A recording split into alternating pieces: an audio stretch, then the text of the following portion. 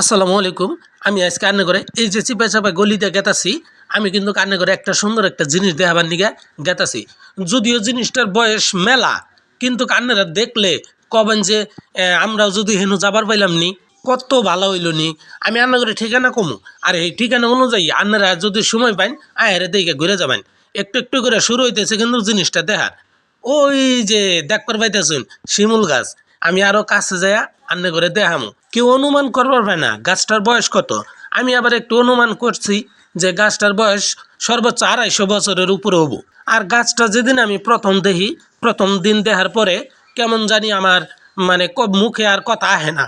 আর চিন্তা করতে থাকি যে এই গাছ এইভাবে কিভাবে সম্ভব যে এরকম হয় এমন গাছ। আর এই গাছটার বেশিরভাগ এই যে রগের মতো যে ডালগুলা দেখলেন, এই গাছে সবচাইতে টিয়া পাখি বেশি বসবাস করে, আমি যেটা দেখবার পাইছি। দেখছেন যত কাছে যাইতেছি ততই একটা প্রাচীরের মতো মনে হইতেছে। সত্যি এটা কিন্তু অনেক লম্বা এবং অনেক চওড়া। দেওয়ালের মতো যে অংশ দেখতেছেন এটা কিন্তু মূলত শিকড়া ছিল। এই যে আমি চতুর্পাশ ঘুরে দেখাইতেছি, আপনারা দেখলে নিশ্চয় আপনাদের ভালো লাগবো। আর এটা কিন্তু দেখার ঠিকানা হইল ফুলবাড়ি গাউচুলকার পার।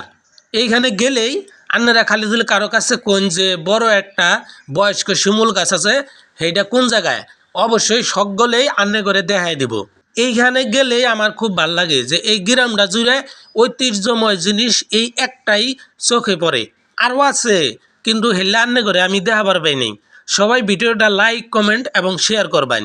আর একটা কথা কইতে ভুলে গেছি গে, ফলো করতে কিন্তু বলবেন না। আর ফলো করলে সুন্দর সুন্দর ভিডিও পাবেন আপনারা।